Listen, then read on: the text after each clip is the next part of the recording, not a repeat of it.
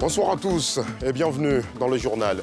Dans l'actualité ce lundi, 2 départements ministériels ont vu leur budget validé aujourd'hui par la Commission des affaires économiques et financières de l'Assemblée nationale. Ce sont les ministères des Affaires étrangères, de l'intégration africaine et des Ivoiriens de l'extérieur et le ministère délégué auprès du ministère des Affaires étrangères. Une dizaine de villages du département de Sassandra sont aujourd'hui menacés par l'érosion côtière. Le phénomène a déjà chassé de leurs habitations plusieurs villageois, des populations qui d'ailleurs sont désemparées. Et puis au Sénégal, c'est un véritable raz-de-marée du parti au pouvoir. Aux élections législatives de ce 17 novembre, PASTEF, les Patriotes, s'offrent une victoire éclatante, une majorité parlementaire qui ouvre la voie à d'importantes réformes comme promises par le nouveau président. Et pour commencer, rendons-nous à l'hémicycle où la Commission des affaires économiques et financières a donné son quitus au projet de budget 2025 de plusieurs ministères, dont le ministère des Affaires étrangères, de l'intégration africaine et des Ivoiriens de l'extérieur. C'est un reportage signé Salif Yalekoué. Début de l'examen du projet de loi de finances portant budget de l'État pour l'année 2025. Ce lundi, à l'hémicycle, les députés membres du CAEF, les députés membres du CAEF, la Commission des affaires économiques et financières avaient en face d'eux 2 émissaires du gouvernement. Le ministre des Finances et du Budget, Adama Coulibaly, et le ministre des Affaires étrangères, de l'intégration africaine et des Ivoiriens de l'extérieur, Adam Kakou Wadjaleo. À l'entame des travaux, le ministre Adama Coulibaly a présenté les grandes articulations du budget pour l'année 2025, qui s'équilibre en ressources et en charges à 15 339,2 milliards de francs CFA. Il y a un poids important des dépenses obligatoires qui sont constituées essentiellement du service de la dette, des dépenses de personnel et des dépenses d'investissement qui vont représenter donc 54% du budget total. Et nous avons les autres dépenses essentiellement constituées d'investissements, de transferts et d'autres achats de biens et services pour 46% du budget total. On note qu'il y a une hausse des recettes fiscales entre 2024 et 2025 de 1 269,9 milliards. Un bond assez important en termes donc de collecte de recettes fiscales. En termes de contraintes, nous voyons également que la pression fiscale, je l'ai mentionné tout à l'heure, devrait passer de 14,4% en 2024 à 15,4% en 2025, soit 1 point, ce qui est quand même assez important. Passé cet exercice, chaque ministre est invité à présenter et défendre les crédits alloués à son ministère. Le ministre des Affaires étrangères, de l'intégration africaine et des Ivoiriens de l'extérieur, Adam Kakou Wadja, a ouvert cette série. Au menu, les programmes des 2 portefeuilles ministériels. Le projet de budget 2025 du ministère des Affaires étrangères, de l'intégration africaine et des Ivoiriens de l'extérieur, soumis à votre vote, a été élaboré autour de 4 programmes, à savoir programme 1, administration générale, programme 2, relations bilatérales, programme 3, relations multilatérales, programme 4, protocole d'État, affaires juridiques consulaires et État civil. Pour la mise en œuvre de ces actions au titre de l'exercice budgétaire 2025, le ministère des Affaires étrangères, de l'intégration africaine et des Ivoiriens de l'extérieur dispose d'un projet de budget de 146 milliards 936 580 111 francs CFA. Projet de budget par programme. Pour la mise en œuvre de ces actions au titre de l'exercice 2025, le ministère délégué auprès du ministère des Affaires étrangères, de l'intégration africaine et des Ivoiriens de l'extérieur, chargé de l'intégration africaine et des Ivoiriens de l'extérieur, dispose d'un projet de budget de 4 775 943 705 francs CFA. Des débats sur plusieurs sujets qui ont permis aux députés de se prononcer sur toutes les questions liées à la diplomatie ivoirienne. Ces budgets ont été votés à l'unanimité par tous les députés membres de cette commission, à la grande joie des émissaires du gouvernement. C'était des discussions fraternelles, faites de compréhension mutuelle et, en fin de compte, notre budget a heureusement été approuvé à 100% des votants, à l'unanimité des votants. Je voudrais m'en réjouir au nom du gouvernement. Les discussions vont se poursuivre jusqu'au jeudi prochain avec le vote du budget. Le budget programme constitue la nouvelle méthodologie d'élaboration et d'exécution du budget qui découle de la mise en œuvre de la réforme de la gestion des finances publiques. En effet, En plus de la prise en compte de la pluriannualité, le budget est désormais élaboré et exécuté par programme, assorti d'indicateurs de performance qui font l'objet d'évaluations régulières. Et un secteur qui pourrait aider à renforcer sa budget et renflouer les caisses de l'État, c'est bien le tourisme. Et la Côte d'Ivoire veut booster son tourisme et pour ce faire, elle multiplie les chances d'y arriver. Avant la grande finale du concours Miss France, édition 2025, prévue le 14 décembre prochain, les 30 candidates feront leur préparation dans notre pays. Arrivées dans la nuit de ce dimanche 17 novembre, elles sont accompagnées des membres du comité Miss France. Un reportage de Nadia Idja et Chèque Bleu. Aéroport international Félix Houphouët-Boigny. À leur descente sur le tarmac, les 30 candidates à l'élection Miss France et le comité d'organisation du concours sont dans une ambiance des grands événements.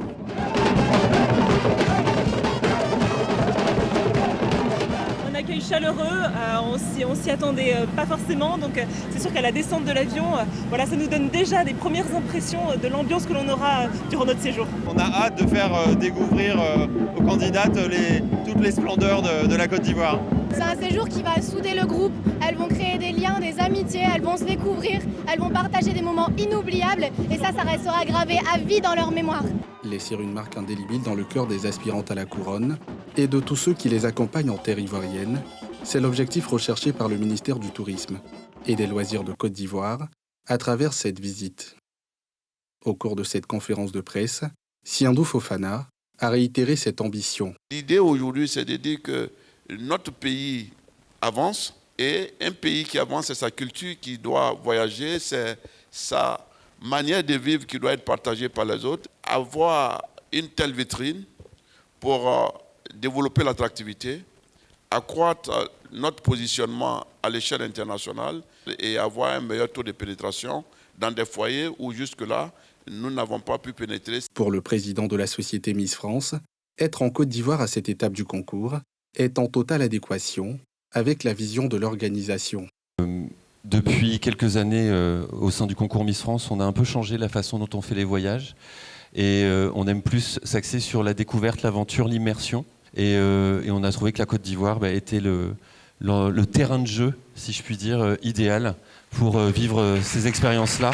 À travers la diffusion de ce prestigieux concours le 14 décembre prochain et de la vidéo résumée du séjour des candidates, la Côte d'Ivoire compte séduire les millions de personnes qui suivront la compétition tant au Futuroscope que sur leurs petits écrans. En définitif, le pays espère se positionner dans le top 5 des destinations touristiques africaines.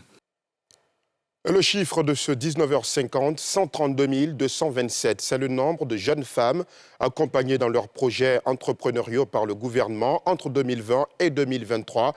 Ce lundi, à l'occasion de la Journée internationale de l'entrepreneuriat féminin, les enjeux et les perspectives pour les femmes ont été abordés.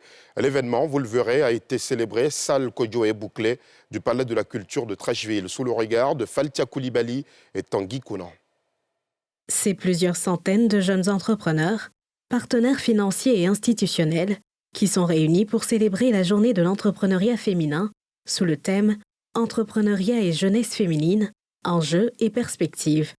163 entrepreneurs ont reçu des accompagnements financiers afin de réaliser et développer leurs différents projets. Un financement du ministère en charge de la jeunesse, de l'insertion professionnelle et du service civique qui varie entre 100 000 francs CFA à 35 millions de francs CFA, selon la taille et le stade de développement des projets. Ces 25 millions vont nous permettre d'agrandir notre production et de faire face à nos commandes. Vraiment, je suis contente. J'aimerais agrandir mon commerce pour vendre des articles. Le ministre Mamadou Touré a insisté sur le rôle clé des jeunes femmes dans le développement économique du pays, saluant leur résilience et leur contribution croissante à la diversification des secteurs d'activité. Cette 4e édition vient renforcer la volonté de perpétuer cet engagement des Nations Unies qui vise à célébrer et à soutenir les femmes entrepreneurs. Les femmes africaines jouent donc un rôle de plus en plus important dans le développement économique du continent en créant et en dirigeant des entreprises dans divers secteurs dont l'agriculture, l'artisanat, le commerce, les services et les nouvelles technologies. Leur présence dans ces secteurs contribue à diversifier l'économie africaine et à favoriser l'innovation. La représentante de la Première Dame, Dominique Ouattara, a réaffirmé l'engagement constant de la Première Dame à renforcer l'autonomisation des femmes à travers le Fonds d'appui pour les femmes en Côte d'Ivoire, FAFSI.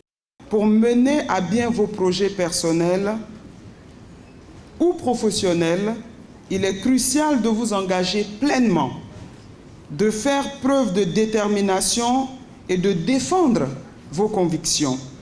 L'entrepreneuriat féminin en Afrique s'est considérablement développé ces dernières années, faisant des Africaines les entrepreneurs les plus dynamiques à l'échelle mondiale. 24% des femmes en Afrique se lancent dans la création d'entreprises, contre seulement 11% en Asie du Sud et 6% en Europe. Ce dynamisme génère environ 300 milliards de dollars par an, représentant près de 13% du PIB du continent. Dans le département de Sassandra, le balai des vagues ne berce plus les populations, mais elle en rajoute à leur inquiétude. Une dizaine de villages sont aujourd'hui menacés par l'érosion côtière, des maisons détruites ou abandonnées par leurs occupants, des cimetières totalement éventrés et des populations désemparées et sans aucune perspective. Comment, justement, font-elles pour vivre cette situation et comment s'organisent-elles pour s'en sortir? L'amer constat sur place de Mardoché Kwasi et Tanguy Conan. Joseph Gogognon, la soixantaine révolue, est né et a toujours vécu à Niézéko, village côtier de la sous-préfecture de Sassandra, situé à 2 km de cette ville du littoral ivoirien. Chef de famille d'une dizaine d'âmes, cet homme reste impuissant face à l'avancée de la mer qui ne cesse de menacer sa famille et ses biens. La vraie coup même, c'était là, au niveau de là.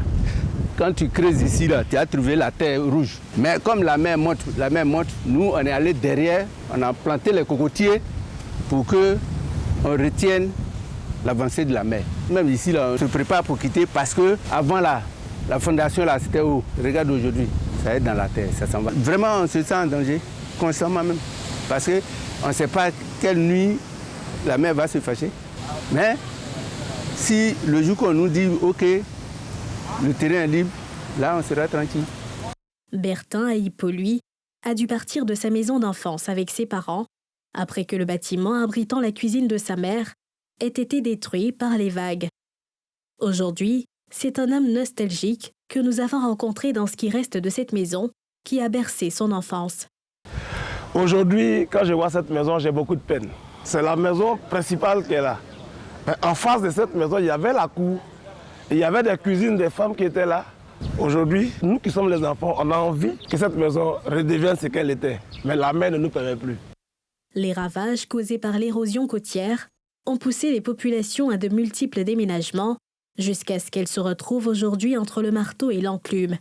Nous sommes entre la mer et une côte. Et sur la côte, nous voulons nous installer pour faire un déménagement. Mais nous avons une contrainte avec le CNRA. Ils ne veulent pas déclasser des parcelles quand on leur fait des demandes.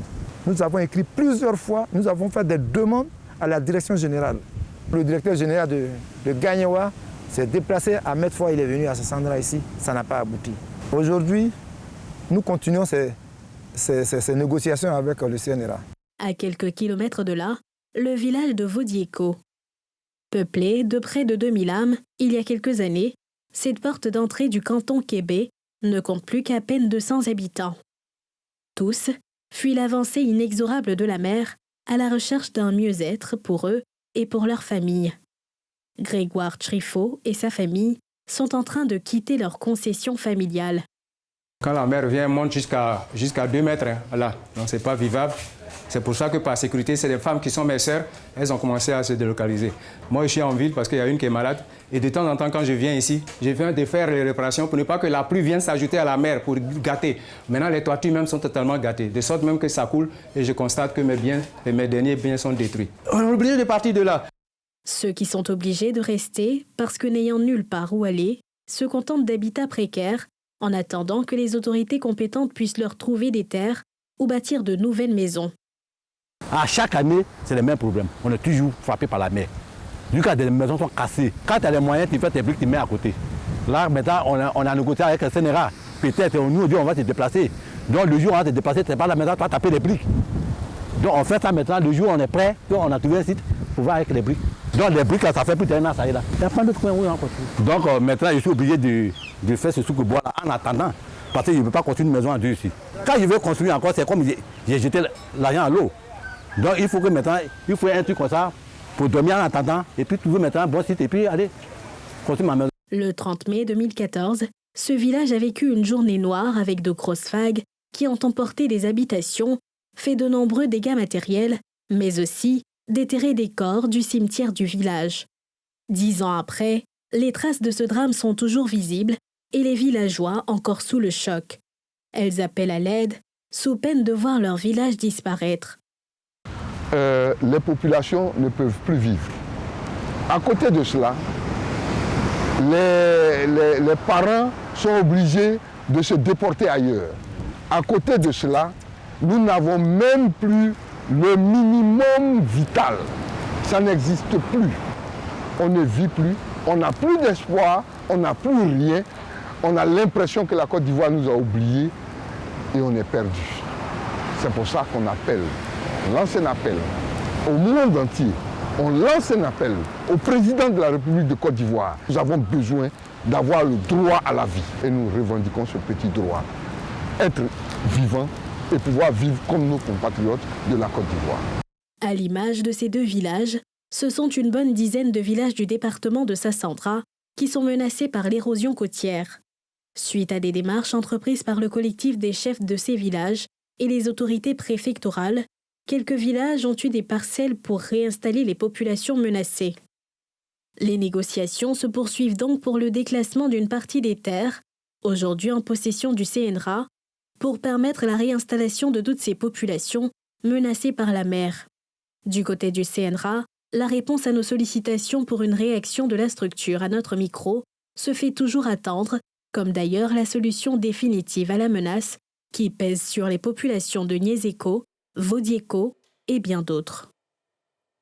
Dans l'actualité hors de nos frontières, au Mali, la récente sortie du Premier ministre Choguel Kokala Maïga passe mal. Le collectif pour la défense des militaires a réclamé hier dimanche la démission dans les 3 prochains jours du Premier ministre. Cet influent soutien de la junte malienne lui reproche d'avoir critiqué les généraux au pouvoir. Le récit de Pierre Dipomela. Le collectif pour la défense des militaires a condamné avec la dernière rigueur les propos du Premier ministre, Dr Choguel Kokala Maïga, et exige sa démission pour haute trahison dans un délai de 72 heures. Le Premier ministre malien avait déploré la veille le fait qu'il était mis dans des prises de décision, notamment celle de l'éventuel maintien des généraux au pouvoir. Choguel Maïga a également évoqué le spectre de la confusion et de l'amalgame qui planerait selon lui sur la période actuelle, dite de transition. Le docteur Choguel Kokala Maïga a trahi sa mission et s'inscrit désormais dans une logique de délation des autorités de la transition. Fait rare, la télévision d'État sous le strict contrôle de la junte a fait état de plusieurs communiqués d'organisation condamnant les propos du Premier ministre et demandant aux autorités de prendre toutes les mesures idoines pour mettre fin à cette cabale. Le Premier ministre malien, dans l'exécutif, a une capacité d'action. Des spéculations en cours depuis des mois sur son éviction, depuis qu'il avait endossé en juin le contenu d'un texte ouvertement critique envers la junte.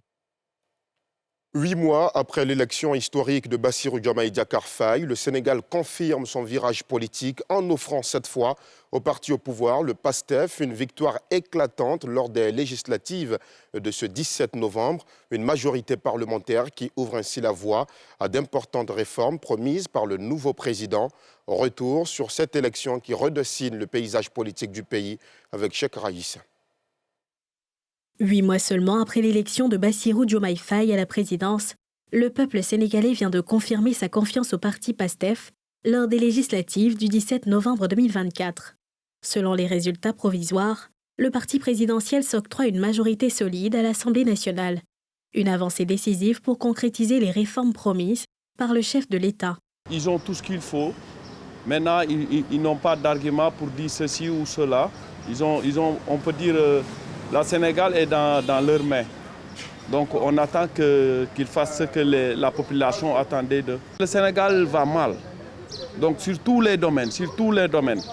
Pas d'exception, sur tous les domaines. Les Sénégalais les attendent sur tous les domaines. Il faut qu'ils travaillent maintenant. Il n'y a plus de politique, il n'y a rien. Il n'y a que le travail qui compte maintenant. On est vraiment content de cette victoire, mais le reste, c'est de travailler. Comme il a dit qu'il a des projets, il n'a qu'à les sortir. Nous attendons qu'il sorte tous les projets. Il y a les filles qui attendent, il y a les garçons qui s'attendent, il y a tout le monde qui s'attend. Tout le monde attend qu'il puisse travailler. Parce que c'est le moment de travailler, sinon les gens vont le rire. Cette victoire intervient après une dissolution de l'Assemblée nationale en septembre dernier, décidée par le président Faye pour sortir d'une impasse politique qui paralyserait ses ambitions réformatrices. Les grands noms de l'opposition, tels que Barthélémy Diaz et Amadou Ba, ont salué leur défaite, un geste rare qui a été applaudi tant par la classe politique que par les organisations de la société civile. Mais les défis restent immenses. Le gouvernement devra s'attaquer à une relance économique complexe, engager des réformes institutionnelles attendues et réduire des inégalités sociales qui fracturent le pays.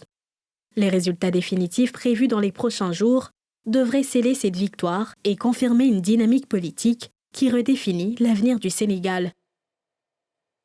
Et voilà, c'est sur cette note que s'arrête cette édition. Merci aux équipes techniques et de rédaction. Merci à vous aussi de nous avoir suivis. Restez sur NCI tout de suite à 20h15, le grand retour de Focus Faits divers avec ce soir encore une histoire totalement incroyable au tréfonds de la ville d'Abouasso. Bonsoir.